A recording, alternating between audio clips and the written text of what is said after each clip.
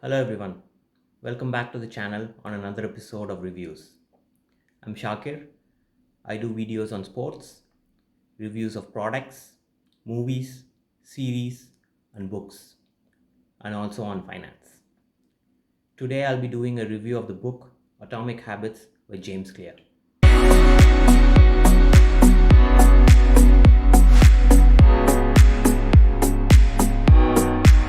This is one of the best books I've read this year. This has helped me a lot, particularly in building habits which are considered almost impossible a year back. The book is very well written. If implemented with a lot of care, you can get your life back on track. You can form new good habits. You can improve on your existing habits. You can also break the old bad habits.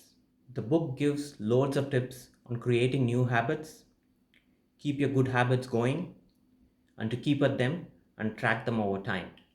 During this video, I'll go through some of the important concepts in the book which stuck with me. The author talks about improving 1% every day, be it a habit of working out, or your running habit, or your reading habit, or any habit in that case. A 1% increase in every day results in a 37 times more effectiveness in a year's time. This is clearly a result of compounding. But a 1% decrease in that habit every day results in 97% less effectiveness in a year's time. I mentioned the word compounding earlier. That is exactly it. It has an effect both positive and in a negative way as well. Small changes won't make a difference immediately, but over time, it makes a huge difference. It's all about repeating the same habits over and over again to see the results. He talks about how habits are formed. It's a four-step process: cue, craving, response, and reward. Cue is the trigger to act.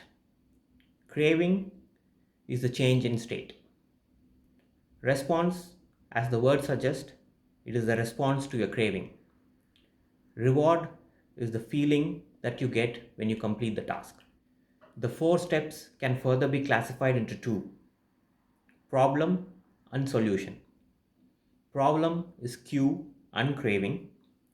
Solution is response and reward.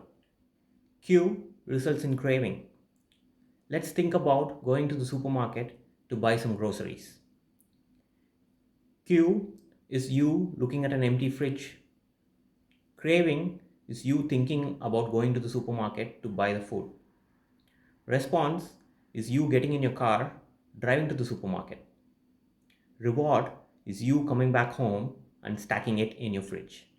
To create better habits, you will have to make the cue very obvious. Make the cue visible. Visualization is one of the strongest cues to humans. If you want to play the guitar, place the guitar where it can be seen.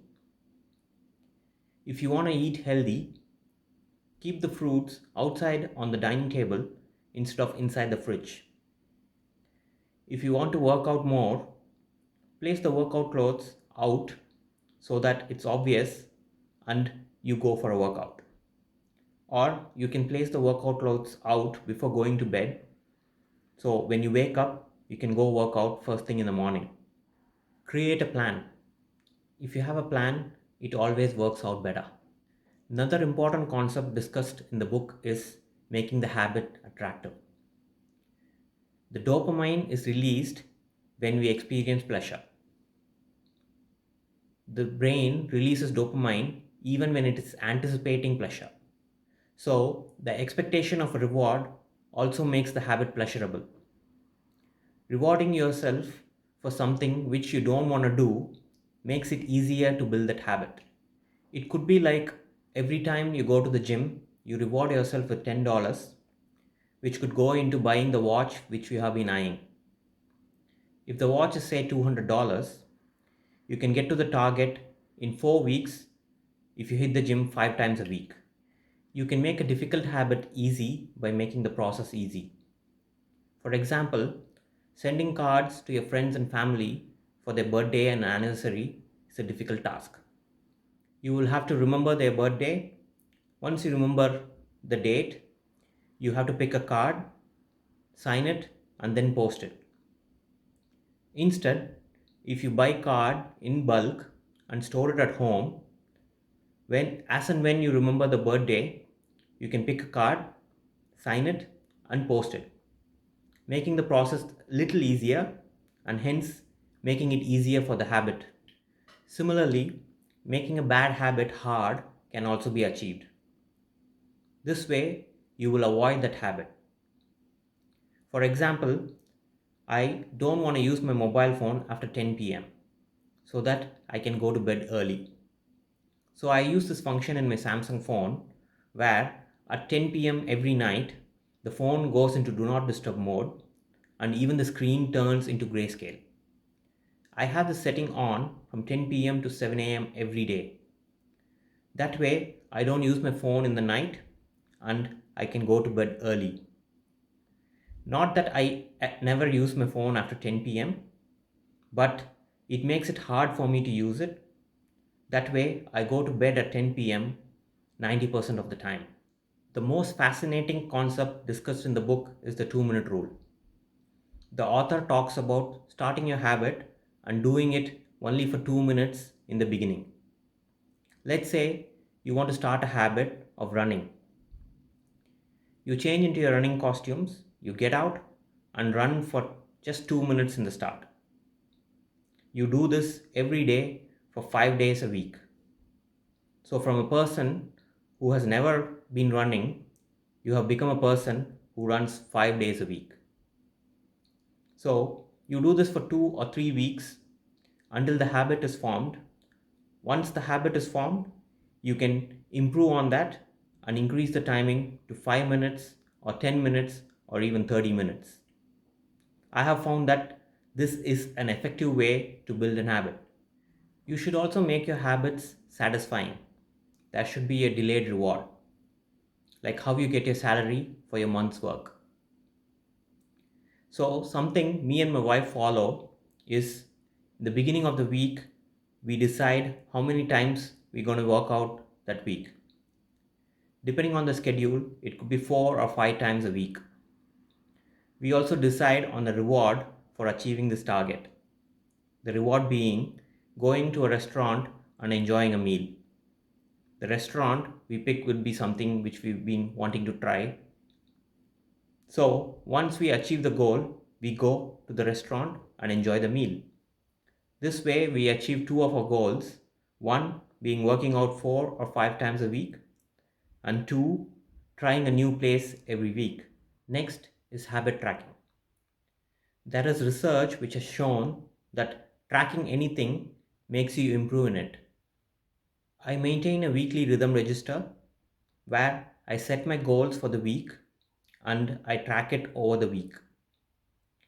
So I aim to achieve at least 90% of all my goals through the week. This has actually made me improve on my goals, and I've also added a lot of things over the time to this register. Another important thing which you can do to make the habit stick is to have an accountability partner or a tracking buddy. For example, you can use social media. Let's say you want to start a habit of eating healthy for 30 days. You can post about it on social media, say that you're starting eating healthy from tomorrow, and every day when you're eating healthy, you can post about it so your friends can be your accountability partner. Or you can have a partner to do the habit together. That way, the probability of both of you not being up for it is much lesser than one of you being not up for it. You can also push each other. In summary, make the habits attractive, make them easy, use the 2-minute rule, reward yourself for the habit, have an accountability partner. Hope you all enjoyed the video. Hope you enjoyed the review as much as I enjoyed the book. Please give it a like and subscribe to the channel. Please check out our food and travel blog. The link is in the description below. Also, check out some freebies and rewards of the sites and services that I use. Hope you all have a great weekend. I'll see you all soon in my next video. Ciao.